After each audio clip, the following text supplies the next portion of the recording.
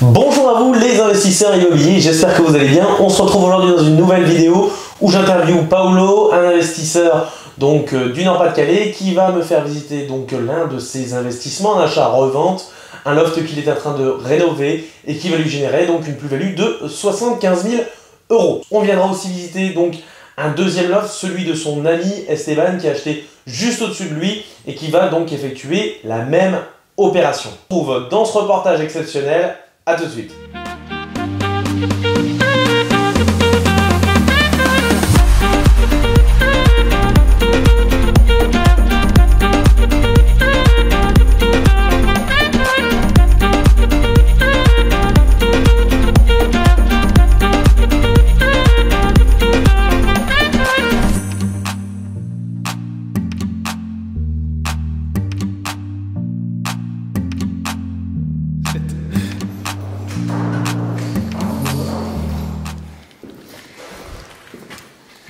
Le loft.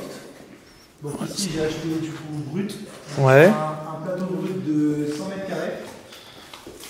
Donc pareil sur le compromis, c'est écrit 98, mais on a remesuré, ça fait 101 mètres carrés même au total. Donc quelques mètres carrés de gagné. C'est ça. Bah, c'est en plus pour la plus-value quoi. C'est ça. Donc le but c'était de faire un loft et d'aller chercher la plus-value sur la création de mezzanine. Ouais. Ce qui fait que j'ai contacté un ferronnier. J'en ai contacté plusieurs, j'ai fait pas mal de devis. Au final, j'en ai trouvé un bon et il m'a fait une mezzanine assez conséquente. C'est une mezzanine de 48 mètres carrés. Donc sur la mezzanine, en fait, tu vas récupérer tout ce que tu as créé, ça c'est encore de la plus-value supplémentaire quoi. C'est ça en fait, c'est ça. Donc on est dans une ville où on est aux alentours de 1600 € le mètre carré. Donc c'est pas des villes où on peut faire énormément de plus-value facilement. Donc la seule issue dans ces choses-là, c'est de créer du mètre carré. Ouais, créer de la surface supplémentaire. Si, admettons, un loft comme ça, on le plaçait en plein centre de ville, créer 48 mètres carrés à 5000 € le mètre carré, ça peut faire quelque chose d'énorme et ça peut faire des plus-values énormes. Voilà, c'est des plus-values qui Là, sont... à Tourcoing, on est obligé de faire ça, vraiment pour s'en sortir au niveau des marges. Voilà. Donc ici, en fait, tu es dans le salon. Ouais. On peut imaginer qu'ici, il y aura un grand canapé en U, parce que je vais le meubler. D'accord. Parce que j'estime qu'il faut meubler un bien lorsqu'on fait un achat-revente, sinon ça ne déclenche pas de coup de cœur en fait. Ouais, il faut que les personnes se projettent. C'est ça, c'est ça. Ici, tu auras une table, en fait, une grande table. Donc, ça sera la table pour manger ou pour accueillir les invités. Ici, il y aura une cuisine avec un îlot central. D'accord. Donc, avec tout ce qu'il faut, donc une belle cuisine noire mat. D'accord. Ce qui manque ici dans ce logement-là, c'est la luminosité. Voilà. Ouais, un petit peu de luminosité. On est du coup sur un rez-de-chaussée. C'est 4 mètres de hauteur sous plafond, mais il y a trois grands vitrages. Mais quand on est vraiment dans le fond du loft, c'est assez sombre. Alors évidemment, pour le moment, c'est pas encore plaqué, donc quand tout sera blanc et tout... Ça sera déjà mieux. J'ai vu ce que ça donne à côté, c'est vraiment... Il n'y a pas de problème à ce niveau-là. Donc, Et pour les extractions VMC, etc., tu vas en avoir? En fait, tout va partir de... Tout part de là-bas. D'accord. Vraiment, il y a une locale technique là-bas, donc on va aller voir. Quand on rentre dans le loft, tout de suite, ici, on a la toilette en fait. D'accord. Donc tout ce qui est gaine, etc., ça vient ici. Ici, on a la toilette. D'accord. Là, on est dans la future douche et la VMC, elle est là en fait. Voilà, ok. Tous les conduits d'évacuation. Douche type italienne, voilà, j'imagine. J'ai un receveur qui est là-bas, un receveur 1m40 sur 90, donc ça sera quand même une belle douche. Quoi. Les toilettes, je vais quand même faire un vasque. D'accord. Voilà. Ici, pour vraiment donner le coup de cœur, je vais mettre des spots. Je vais plaquer avec du BA6 parce que c'est assez spécial. C'est beaucoup plus fin. C'est beaucoup plus fin en fait. Ouais, mais c'est plus cher aussi. C'est plus cher évidemment, mais c'est une petite partie. Donc, à partir du moment où la personne elle met un pied du coup dans le loft, il y aura cet effet waouh parce que on va voir les voûtes en hauteur qui seront vraiment. Ouais, ça c'est super sympa. Elles seront vraiment lavées parce que là pour le moment elles sont encore pleines de poussière en fait. Ça avait été sablé, c'est ça, hein? Ça a été sablé, c'est ça. Et je te ferai voir après d'ailleurs, j'ai commencé à laver les voûtes et on voit vraiment la différence. Donc ici, ça sera la salle de bain. D'accord. Donc quand tu rentres dans la salle de bain, tu auras une baignoire qui sera ici. D'accord. Ensuite, tu auras un double vasque ici. D'accord. Et ici, tu auras un sèche-serviette. Voilà. Ok. Et la douche, elle sera ici. Ouais, ça fait une belle petite salle de bain. Elle fait 9 mètres carrés, je pense. D'accord. C'est une belle petite salle de bain. J'estime que c'est le minimum pour un... Quand on prétend créer un loft, il faut quand même avoir une belle salle de bain. Ouais, c'est ça. Et donc ici, ça serait la chambre, j'imagine. La première chambre, c'est ça. La chambre du rez-de-chaussée. D'accord. J'ai fait une petite bêtise au niveau du placo, je vais la rectifier, c'est que j'ai oublié de faire la fenêtre en fait. D'accord. Ah oui, pour toi, tu voulais mettre une verrière. C'est ça. D'accord. Je vais mettre une verrière ou alors une double verrière, j'attends encore avant de savoir. Ok. Et ici, tu es dans la chambre, elle fait 12 mètres carrés. Voilà. Ok. Donc elle est quand même assez grande. Quand tu te mets dans le fond, tu vois bien qu'il y a quand même de l'espace et il y a de quoi faire, quoi. Ah, sympa. Voilà. Donc je ne sais pas encore si je laisse voilà, le style un petit peu OSB apparent ou alors si je mets un BA6. On verra bien. Je sais qu'à côté, le marchand de bien à côté, il a par exemple laissé comme ça. D'accord. Pour le style, tu vois. Ici, j'ai créé quand même une plomberie. Parce que voilà, j'estime que dans une salle de bain, on n'a peut-être pas forcément envie d'avoir la machine à laver, les sèche-linges apparents. Donc ouais. Ici, tu auras la nourrice. D'accord. Et dans la nourrice, tu auras vraiment tout. Après, tu auras la possibilité de mettre sèche-linge, machine à laver, chauffe-eau, etc. Quoi. Sympa cette petite dépendance. Mais c'est primordial, je pense. C'est primordial parce que quelqu'un qui achète un loft, c'est quand même c'est un bien de qualité. C'est un bien de qualité, donc tu es obligé de faire un peu standing, tu vois. Voilà. Et puis après, tu auras la cuisine. En fait, ça va être une cuisine qui va être à partir de là et qui va se terminer au bout du placo. D'accord, avec l'îlot central ici. Et il y aura un îlot. Je vais carrément l'îlot central, je vais le mettre ici en fait, tu vois. Donc comme ça, après derrière, tu as de la place pour partir dans ton canapé. Ok. Super sympa. Il y aura une télé qui sera. Il y aura la place pour mettre soit une énorme télé, soit je vais faire un chemin de câble au plafond et je vais faire descendre un emplacement pour projeter avec un projecteur. Un projecteur en fait. Ouais, justement, c'est ce que j'allais te dire. Ça peut être super sympa. C'est soit ça, soit la télé en fait. D'accord. Donc je suis en train de réfléchir, comme il y a le loft. Ou les deux. Ou les deux. Et comme il y a le loft de mon meilleur ami au-dessus, et qu'on va le vendre en même temps, le but c'est de faire proposer deux produits un peu différents. D'accord. Comme ça, s'il y en a un qui n'aime pas le bas et qui manque un petit peu, s'il n'y a pas de rétroprojecteur en bas et qu'il l'a en haut, peut-être que j'ai choisi de faire ça pour vraiment changer de personnes en fait. Ok. C'est une stratégie en fait. Quand moi j'ai acheté, il a acheté au même moment et on s'est dit qu'on allait fusionner un peu les deux lofts pour voilà. S'il y en a un qui se vend, on sait que l'autre va se vendre, mais il y en a un qui aura des avantages que l'autre n'a pas. Exactement. Et vice-versa, quoi. Voilà. Et puis je t'en prie, tu peux monter. Là, tu arrives sur le palier en fait. Il y a 3 chambres à l'étage. Ok, ah ouais, il y a 3 chambres à l'étage. C'est ça. D'accord, donc là ici ça serait la première, ici il y aurait la deuxième et là ça serait. Ça serait une suite parentale. Ok, ouais, c'est la plus grande. Quand tu rentres dans la première des chambres en haut, il faut imaginer qu'il y aura un lit ici. D'accord. Il faut imaginer parce que pour le moment c'est encore complexe. Moi là ça va, j'imagine bien. Ici, les gens pourront mettre une armoire ou alors un bureau. D'accord. Il y a de quoi faire. À savoir que je vais faire mettre des prises un peu partout exprès pour. Parce que des prises, moi je pense qu'il faut en mettre pas mal parce que au moins les gens ils savent. Ici, si tu as un lit ici, tu mets prise là. Et je vais faire, tu sais, comme. Un petit peu aux 4 coins. C'est ça. Voilà. Je vais faire comme dans les hôtels, je vais faire venir des lampes qui viennent pour par exemple lire. Je vais vraiment aller dans le standing. C'est pas ce qui coûte le plus cher au final, c'est des petits détails qui comptent, je pense. Exactement. Dans chaque chambre, je vais mettre les prises télé pour être connecté directement à la TNT ou. Voilà. Ok. Et là ici donc la petite verrière ici, l'encadrement pour la verrière. C'est ça. Donc c'est tout simple, pour les verrières on va prendre des tasseaux de bois, on va faire ça nous-mêmes en fait. D'accord. On va commander le verre chez le roi et voilà. Après quand celui qui se réveille et qui voit la vue sur le salon, je trouve que c'est assez sympathique. C'est super sympa. Pour le moment c'est compliqué de s'imaginer mais... Non, puis ce qui va être sympa c'est avec le petit jardin là en bas parce qu'il y a là le petit jardin qui complète, ça va faire super sympa. À savoir que là, il y a aussi manque de lumière aussi parce que les vitres sont dégueulasses. Ah non mais ça joue énormément parce que moi ça m'est déjà arrivé sur un appartement que j'avais récupéré mais qui était dégueulasse, les vitres elles avaient jamais été lavées. Ouais. Tu peux perdre jusqu'à 30% de luminosité. Hein. Ouais ça m'étonne pas. Ça m'étonne pas parce que j'ai moi-même un peu lavé le haut des portes sur lesquelles je peux quand même aller. Celles qui sont pas inaccessibles, ça va au final, ça laisse quand même rentrer plus de lumière. Il y a l'arbre aussi à couper. Et puis après c'est pareil, hein, c'est des histoires de jeux de lumière, etc. Des bandeaux. Jeux de lumière, tu vois quand tu rentreras ici, bon, évidemment ça sera pas en noir mat, tu auras des bandeaux luminants. C'est-à-dire que celui qui est à son chevet, il peut taper sur l'interrupteur et en fait directement ça va faire. Ouais, et puis c'est sympa les bandeaux. Ça va venir taper sur les voûtes aussi. Ouais, c'est sympa parce que même tout ce qui est bandeau luminant, etc., quand tu arrives à avoir de la lumière indirecte, c'est mieux qu'une ampoule. Un peu sombre. Moi, ce que j'avais peur ici, c'est pour ça que j'ai fait une mezzanine pas énorme, pas épaisse, pour la simple et bonne raison qu'on avait un problème d'auteur sous plafond.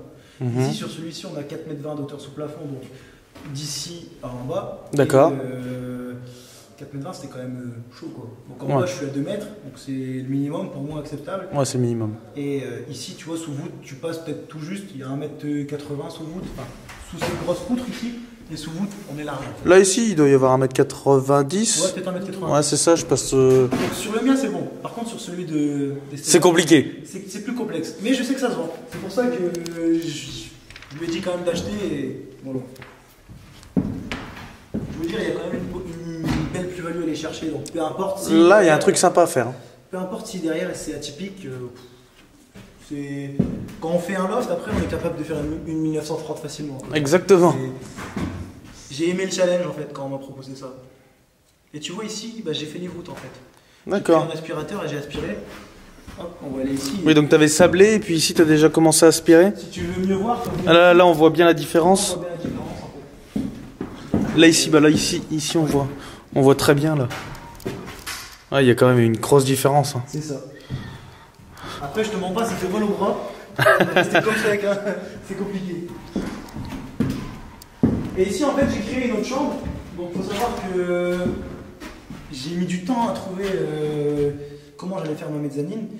Donc, j'ai un marchand de biens qui a acheté en même temps que moi, juste à côté. D'accord. J'ai vu ce qu'il a fait et je te mens pas, j'ai un peu pompé. Le business. Ça marche comme ça, hein, de toute façon. Le jardin n'était pas clôturé. Je me suis pris le culot d'aller voir à la fenêtre et j'ai vu en fait des gens qui faisaient de la mezzanine et c'est eux que j'ai récupéré comme ouvriers en fait. D'accord. C'est des artisans qui m'ont fait ma mezzanine et franchement impeccable, ils ont super bien travaillé. Tu peux remarquer là, il n'y a même pas encore le parquet et ça tremble pas plus que. Ouais, franchement c'est nickel. C'est pas une dalle béton, mais ça tient bien. Et en fait le marchand de biens, pourquoi je te parle de ça? Parce que le marchand de biens ici, il a fait une pièce en fait, mais qui n'est pas en loi carré. Donc elle fait 8 mètres carrés. D'accord. Moi, ce que je me suis dit, bon, je vais faire mieux, je vais faire 9 mètres carrés. Comme ça, sur le bon coin, le jour où il y a quelqu'un qui. Tu pourras ça vendre en vraie pièce. Voilà, t'as tout compris. Donc ça sera une chambre en plus comparé à lui. Lui, il pourra la vendre en bureau. D'accord. Ouais, parce qu'il faut savoir que 9 mètres carrés, en dessous de 9 mètres carrés, c'est pas considéré comme une pièce. C'est ça. Donc c'est pour ça, pour ceux qui ne savent pas. Voilà. Et du coup, au total, c'est un loft de 4 chambres. Sur le papier, ça sera ça. Ok, voilà. super. Il y en a peu sur le Tourcoing des lofts de 4 chambres. Donc, souvent, on est sur 2-3 chambres sur le Tourcoing. C'est 2-3 chambres, ouais. Sur ce type de superficie. Et des lofts de 2-3 chambres, ça se vend à 190 000, donc 2 chambres. Donc je pense qu'avec 4 chambres, il y a moyen de taper beaucoup plus haut. Beaucoup plus haut, je pense. Ok. Ici, pareil, donc c'est une chambre que j'ai aménagée comme ça, mais pour moi, un loft de 4 chambres, ça va être peut-être des primo-accédants ou des gens avec un enfant ou maximum 2. Je pense que quelqu'un qui a plus d'enfants, peut-être, il n'a pas envie d'être dans une copro. Donc c'est surtout une chambre qui va servir peut-être de dressing. Donc, ouais, ça peut être un bureau, ça peut être une chambre d'amis. Une chambre d'amis, un bureau, mais pour moi, je pense que même un dressing, ça ferait plaisir parce que moi, je vise vraiment les femmes en fait dans ce loft. Le coup de cœur. Le coup de cœur, ça va être la femme. Donc je me suis dit, je vais faire un loft, donc voilà, qui va plaire aux deux, à l'homme et à la femme. Mais surtout au niveau dressing, il faut faire le maximum en fait. C'est pour ça que dans la suite parentale, en fait, quand tu rentres dans cette suite parentale, ici, il faut s'imaginer qu'il y aura un dressing en U. D'accord. Voilà, en U. Au milieu, il y aura un miroir comme ça. Donc voilà, tu sais comment ça marche. Hein. Maintenant, les gens sur Instagram, ils prennent en photo. C'est ça. Si j'ai affaire à une blogueuse, la blogueuse, elle pourra venir mettre ses chaussures ici ou son dressing ici. Et au milieu, il y aura un miroir dans lequel elle pourra soit se prendre en photo, soit regarder si elle est bien habillée. Ici, quand tu rentres, tu as la salle de bain. Donc, faut t'imaginer, hein, parce que c'est complexe de s'imaginer. Non, moi je m'imagine très bien. Ici, il y aura un bac de douche 1,20 m par 90. D'accord. Et bon, ici, tu auras une lampe. Quand tu rentres dans la salle de bain, ici, tu auras une toilette. Et tu auras un meuble vasque ici et un sèche-serviette ici. D'accord. Il faut que je calcule par rapport au centimètre sur ce que je peux mettre, parce que tu sais très bien, une prise doit être à 60 cm par rapport à un point d'eau. Donc le sèche-serviette, je ne sais pas encore où est-ce que je vais le mettre. Ok. Donc, tu vois toutes les évacuations. Ouais, elle passe ici, c'est super. Ça sera cloisonné, hein, donc on verra plus. Puis avec une isolation phonique avec, parce que pour pas entendre les ça sera du petits. placo hydrofuge également. Exactement. Pas de problème. Et ça, c'est le plan de la suite. D'accord. Donc c'était un de mes premiers plans. Au final, ça reste comme ça. Ok. C'est un beau petit chantier, un beau joujou. C'est ça. Et ici, tu rentres dans la chambre. Donc le seul bémol, je trouve, c'est que je t'expliquais que j'aurais préféré acheter le plateau à droite. Au final, ça s'est pas fait. Mais l'autre plateau, il a une demi-voûte en plus sur ce côté-là, ce qui fait qu'on a plus de largeur. Et ce qui fait que quand tu rentres là, je peux pas mettre le lit dans ce sens-là. Je suis obligé de le mettre le sens comme ça. D'accord. Et je pourrais mettre un lit, je crois, 1m40 ou 1m60, pas plus. D'accord. Donc tout sera fait sur mesure en fait ici. Enfin, je vais faire les meubles moi-même en fait, parce que j'ai une connaissance là-dedans. Et je vais faire, tu sais, type hôtel, je vais faire sortir, comme je te disais, des appliques électriques qui super. viennent et qui peuvent être pour les livres, etc. Pour les livres, etc. Okay. Donc tout sera automatisé ici. Et je vais mettre une télé là. Je vais directement mettre une télé ici. Okay. Et moi je vais me charger de faire le reste. Ouais, une belle chambre parentale. C'est ça, ouais. Pareil, avec un bordon lumineux ici et un bordon lumineux derrière. Ouais, pour faire ressortir le côté voûte. C'est ça. Après, comme j'ai pas de place au niveau largeur, j'ai pas mis de rail ici. Ouais. Je vais faire une saignée pour l'électricité. D'accord. Je perds pas de place. Ok. Parce que sinon c'est trop complexe. Et si, t'imagines si je rajoute un rail ici, ça sera plus assez large. Ouais. Donc je vais aller derrière, je vais faire une saignée et l'électricité va passer derrière. T'as bien raison. Donc là on en est juste au moment où je vais faire l'électricité bientôt. Le placo ici il est fini. Donc il y a juste à passer ma plomberie, l'électricité et derrière je referme. Ok. Isolation et je referme. Voilà.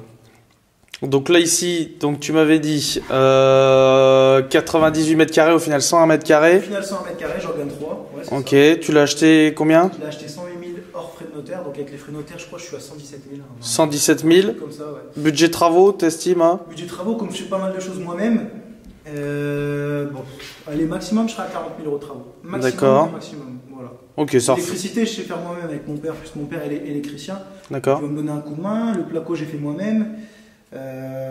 Seule la méthanine, j'ai fait avec une entreprise. D'accord. Bon, en même temps, ça c'est quand même assez technique hein, quand on voit le. Parce que si jamais je vends ça et que l'enfant il passe à travers.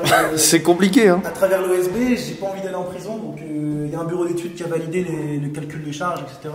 D'accord. J'ai préféré quand même faire par entreprise au niveau de la mezzanine. D'accord. Donc au final, coût d'achat plus travaux, on est à combien? À 40 000 plus 117 000. 40 000 c'est vraiment le max. Moi, ouais, donc ça fait 157 000? Ouais, maximum. Moi je pense vraiment, grand max. Grand max c'est 155 pour moi.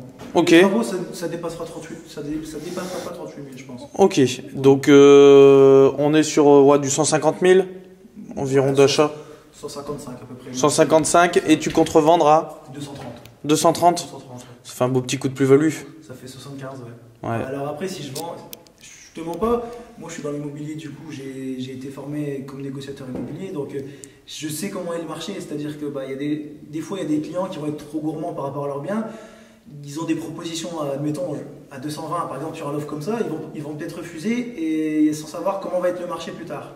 Moi si on me propose 220 par exemple, je vais peut-être réfléchir. D'accord. Ça ne me dérangera pas de descendre de 10 000 alors que... De toute façon, ton but après, c'est d'avoir vite de la trésorerie pour ensuite repartir sur d'autres acquisitions. Sur d'autres acquisitions, voilà. Parce que c'est pas ta première opération d'achat-revente. Non, mais moi j'aimerais bien à terme faire du marchand de biens. D'accord. Donc je pense que je vais en refaire une après celle-ci. Et après j'ouvre ma société de marchand de biens. D'accord. Comme ça, pour moi c'est là où il y a le plus d'argent. En fait. C'est de l'argent cash qui arrive tout de suite. L'argent cash, après la location c'est bien aussi. Et quand tu fais les deux, en fait, c'est magnifique. Si tu arrives à te servir de la trésorerie d'une société de marchand de biens ou d'un achat-revente en RP, donc où il n'y a pas d'impôt, derrière tu peux déplacer vite des fonds vers la location et tu peux vite devenir même, si on peut dire, rentier quoi. Si tu sais bien investir derrière et que tu as la bonne méthode. Exactement, et puis après le cash génère de plus en plus de cash, etc. C'est l'effet boule de neige, hein. Pour moi ça va être un tremplin cette acquisition-là et cet achat-revente-là, ça va être un petit tremplin en fait. Un joli petit tremplin, effectivement. C'est ça. Donc c'est clair que ouais, là, quand tu vas te lever et que tu vas voir un petit peu le plafond, ça donne envie. C'est C'est limite si moi j'ai pas envie d'habiter là-dedans une fois qu'il est terminé le truc. Bah tu vas peut-être habiter un petit peu dedans, achat-revente. Je vais venir ici pendant 6 mois, je pense. Dans tous les cas, voilà, c'est un achat-revente, on profite encore de ce... Je pense pas qu'un jour ils viendront nous taper sur les doigts, peut-être, je pense. Hein. C'est possible, l'une des plus belles niches fiscales de France. C'est la plus belle niche fiscale de France, comme on dit, et donc je profite encore parce que voilà, c'est... Derrière, on paye aussi des impôts sur nos revenus à côté. Donc, exactement, et puis là, de toute façon, tous les artistes... optimiser son patrimoine, comme je dis. Exactement. C'est ça. Bon, bah super. Et si tu veux, on peut peut-être aller voir celui du haut. Eh bah allez, c'est parti. Celui du haut, il y a 20 cm, comme je te disais tout à l'heure, de moins. 20 cm de moins sur la hauteur. Sur la hauteur, c'est ça. Ça veut dire que, comme tu disais tout à l'heure, ça se voit, mais là, tu vas le découvrir par toi-même. Vas-y, ça marche. Allez, c'est parti. Donc là, c'est celui de ton ami, c'est ça? C'est ça, ouais. Celui de mon meilleur ami. Donc tu vois, quand tu arrives, tu vois que c'est un tout petit peu plus bas. Ouais, un tout petit peu plus bas. Donc ici, on en est au stade où on a fini le placo, quasiment partout. D'accord. Sur la partie droite, en fait, pour la simple et bonne raison qu'il y a eu un petit dégât des eaux. D'accord, comment c'est arrivé? Donc le petit dégât des eaux qui s'est un peu résorbé, puisqu'il y a quand même un plombier qui est venu arranger ça. Mais ça vient du haut, en fait. D'accord. Ça vient du haut, et j'ai un petit problème, c'est que la dame du haut, malheureusement, elle n'est pas... je pense pas qu'elle a envie de déclarer ça à son assurance, puisqu'elle nous fait galérer, en fait. D'accord, ok. Donc on va devoir rentrer dans le juridique, je pense. D'accord. J'ai en fait l'assureur de la banque d'Esteban qui est parti... Enfin, le plombier de la banque d'Esteban qui est parti, du coup, voir ce qui se passait en haut. Donc elle a ouvert, il n'y a pas de problème à ce niveau-là. Il a détecté pas mal de petites fuites. Et en fait, quand tu prends un rétroprojecteur, tu vois qu'ici, tout le placo, il est mort, en fait. D'accord, il est gondolé, en fait, c'est ça? C'est même pas qu'il est gondolé, mais il est tout marron, en fait. D'accord. Et on voit bien que ça vient de chez elle. Et ça peut venir que de chez elle, de toute façon. Ça a été prouvé par l'expert dans tous les cas. Et en fait, l'assurance d'Esteban, du coup, ne peut pas prendre ça en charge, puisque c'est pas nous les motifs. D'accord. C'est la personne du haut, donc... Donc elle doit forcément déclarer. Voilà. Le problème, c'est que s'il a fait les travaux sans facture, bah, tu t'imagines bien qu'elle a peut-être pas envie de dire ça à sa banque et... À son assurance? À son assurance, j'ai des bêtises, donc, parce que c'est l'assurance de banque. Ouais, c'est ça, ouais. Et je pense qu'elle a peut-être pas envie de voir sa mensualité augmenter aussi. Ouais, donc c'est plus au départ, tu vas essayer de résoudre ça à l'amiable et puis. J'ai essayé, malheureusement. Elle veut pas. Parce que moi je m'occupe des travaux ici, donc Esteban il m'a donné sa confiance pour les travaux, donc je m'occupe des travaux et malheureusement ça avance pas, donc on va devoir rentrer dans le juridique. D'accord. Ici je suis dans la mezzanine et en fait on peut pas avancer, on peut pas faire le placo ici parce que évidemment il va y avoir du juridique, il va y avoir du droit et dans le droit on va dire que si je commence si tu commences à faire les travaux et qu'il faut constater que tout a été refait, c'est foutu. Je vais devoir tout enlever et puis même est-ce que j'aurai gain de cause? Donc je touche pas, je laisse comme ça et puis on voit ce qui se passe. Voilà, c'est ça. Ok. Donc l'OSB, il n'y a pas d'OSB encore qui a été posé. D'accord. L'OSB, ça va être posé normalement semaine prochaine. Pour ceux qui ne savent pas, l'OSB, c'est des plaques de bois. C'est des plaques de bois en fait contractées en fait. Alors, on voit bien là-bas, c'est assez épais et ça sert de plancher en fait. Voilà, c'est ce qu'on retrouve là.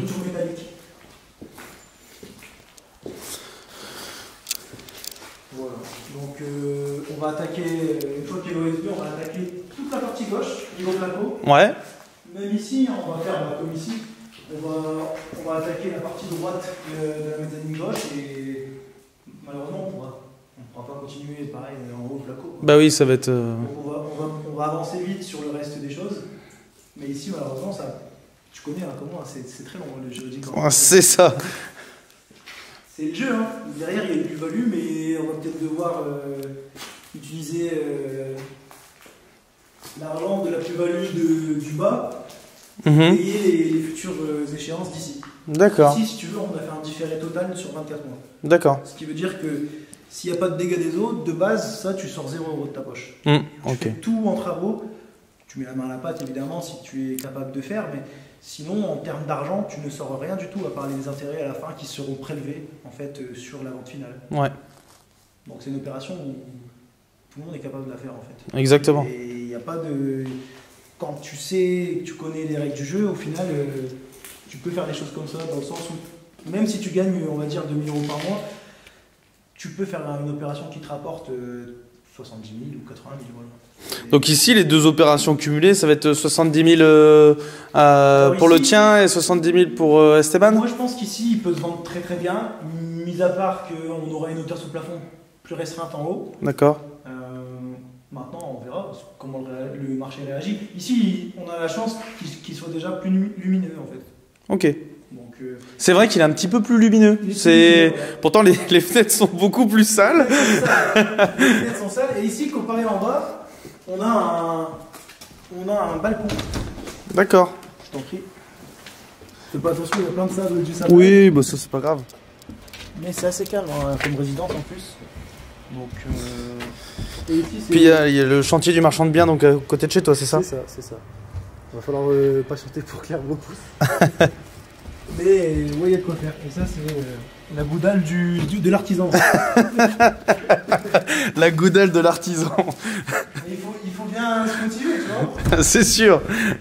Donc voilà, petite anecdote, ça a été complexe ici, dans le sens où pour monter les placos, ouais, c'est impossible. C'est des placos, je crois, c'est du BA13, je sais pas combien ça pèse. C'est hyper lourd. Mais non seulement c'est compliqué à porter, parce que voilà, c'est déjà un peu lourd, mais pour monter ça dans les escaliers qui sont assez étroits, bah, je peux te dire que j'ai galéré. Bah, si je peux te donner un conseil sur ça, sur du BA13, si tu veux en monter, tu prends des sociétés, tu te casses pas la tête, des montes charges et tu fais monter. Moi j'avais fait ça avec canapé, du placo, etc. Tu te casses pas la tête, ça va te coûter 80 € et.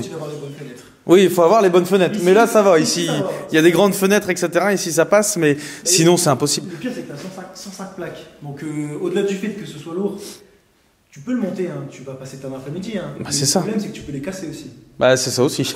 D'ailleurs, je sais pas si tu as vu dans il y en a encore une dizaine que j'ai pas encore eu le temps. Bah, tu les casses, tu mets des coups sur les coins, etc. Après, tout ça, faut le rattraper, ça te prend du temps. Les coins, comme tu dis, il y a les trois quarts où les coins sont un peu, tu vois.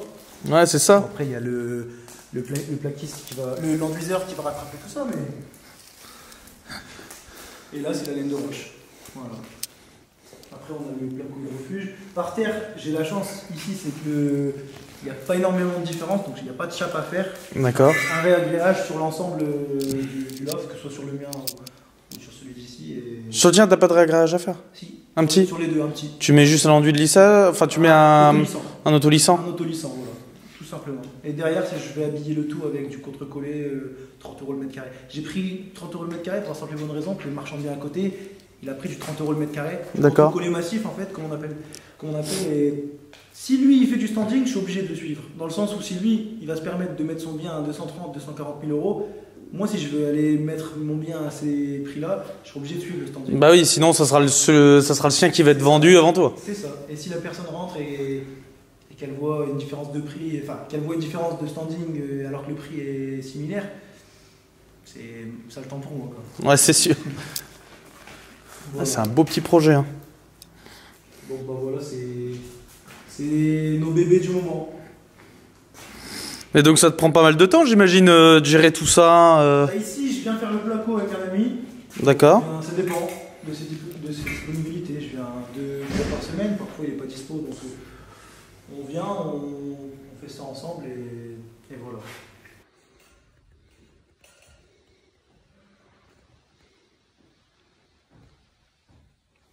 Ça, c'est l'offre du marchand de biens? C'est ça. À la fin, ça va donner quelque chose comme ça. Cuisine, salon. Là, on sera dans la cuisine. Voilà. Un espace de vie assez agréable. Oh ouais, c'est clair. Ça va faire 70 mètres carrés, tout ce que tu vois là. Ouais, c'est sympa. Ouais. C'est pour ça que je te dis que j'ai envie d'y habiter. Hein. J'ai envie d'y habiter quand même. Bon. Voilà. Ça fait un beau projet, hein. Bon, franchement, ouais.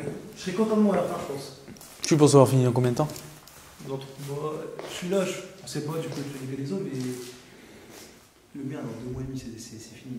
Dans 2 mois et demi? Moi, en vrai, si je me mettais H24 dessus, je le fais en 2 mois le truc. Hein. Parce qu'en vrai, placo, si je te dis en combien de temps j'ai tout plaqué en bas, tu devrais fou. Tu finis là. Ouais. Mais c'est pas grave.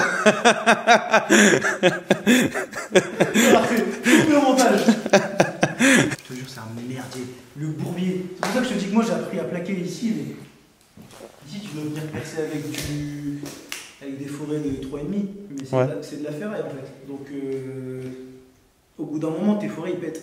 Ah bah oui, il faut changer, faut avoir des bons forêts et puis changer régulièrement. Puis il faut mettre aussi un petit peu d'huile sur la mèche, ça évite qu'il... J'ai pas testé. En fait, ça évite de défoncer tes forêts assez rapidement. Tu mets du truc tout con, du WD-40. 3, 4. Mais on a cassé des bricots dépôts, après on est allé voir des pros et on a acheté des très bons forêts.